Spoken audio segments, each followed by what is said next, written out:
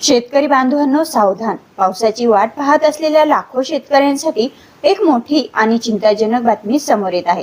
अनेक भागांमध्ये मान्सूनच्या सुरुवातीच्या सरींनी आशा निर्माण केली असतानाच आता हवामानाच्या नकाशांवर एक वेगळं चित्र दिसू लागले। पेरणीची तयारी अंतिम टप्प्यात असताना मान्सून ब्रेक घेणार का? पुढील 8 ते 10 दिवस पावसाचा मोठा खंड पडणार का? आणि जर हा अंदाज खरा ठरला तर शेतकऱ्यांनी नेमकं काय करावं, आजच्या या व्हिडिओमध्ये आपण सविस्तर माहिती जाणून घेणार आहोत। तर शेतकरी मित्रांनो, आपण पाहत आहात हवामान तडाखा। राज्यात अनेक ठिकाणी मान्सून पूर्व पाऊस आणि सुरुवातीच्या मान्सून सरींनी हजेरी लावली आहे। कोकण, घाटमाथा, पश्चिम महाराष्ट्र, मराठवाडा आणि विदर्भातील काही भागांमध्ये चांगला पाऊस झाल्याने शेतकऱ्यांमध्ये पेरणीची उत्सुकताही वाढली आहे। मात्र आता हवामानातील घडामोडी पाहता पुढील काही दिवसांमध्ये पावसाचा जोर कमी होण्याची शक्यता व्यक्त केली जाते।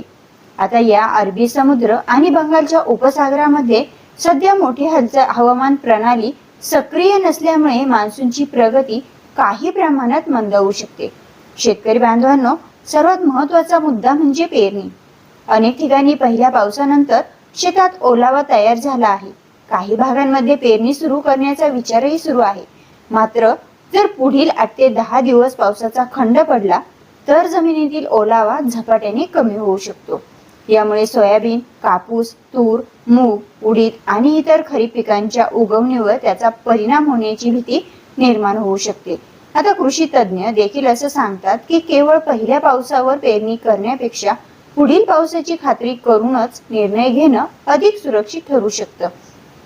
तर शेतकरी मित्रांनो, सध्याच्या परिस्थितीनुसार विदर्भ, मराठवाडा आणि मध्य महाराष्ट्रातील काही जिल्ह्यांमध्ये पावसाचा खंड अधिक जाणवू शकतो। तर कोकण किनारपट्टी आणि घाटमाथा परिसरात अधूनमधून हलक्या ते मध्यम स्वरूपाच्या सरी सुरू राहण्याची शक्यता आहे। जळगाव, बुलढाणा, अकोला, वाशिम, अमरावती, परभणी, हिंगोली, बीड, धाराशिव, अहमदनगर, सोलापूर आणि आसपासच्या भागातील शेतकऱ्यांनी पुढील अंदाजावर लक्ष ठेवणं गरजेचं आहे। आता पुढील 10 दिवसांचं चित्र कसं असणार आहे? तर मित्रांनो, हवामान मॉडेल्स नुसार पुढील काही दिवसांमध्ये राज्यातील बहुतांश भागांमध्ये पावसाची तीव्रता कमी राहू शकते।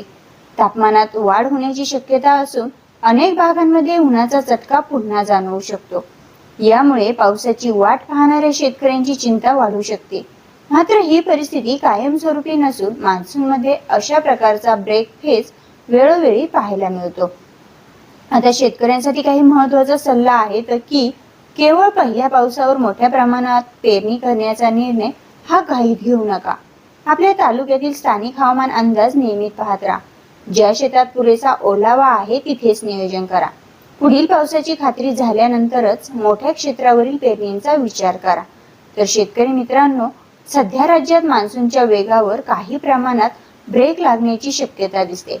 त्यामुळे पेरणीचा निर्णय घेताना अधिक सावध राहणं गरजेचं ठरणार आहे।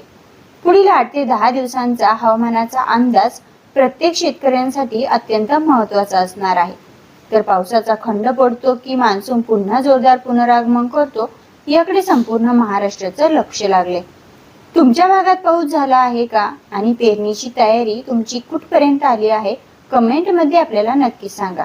व्हिडिओ आवडला असेल लाईक करा, शेअर करा आणि हवामान तडाखा या YouTube चॅनलला लगेच सबस्क्राईब करायला विसरू नका। धन्यवाद।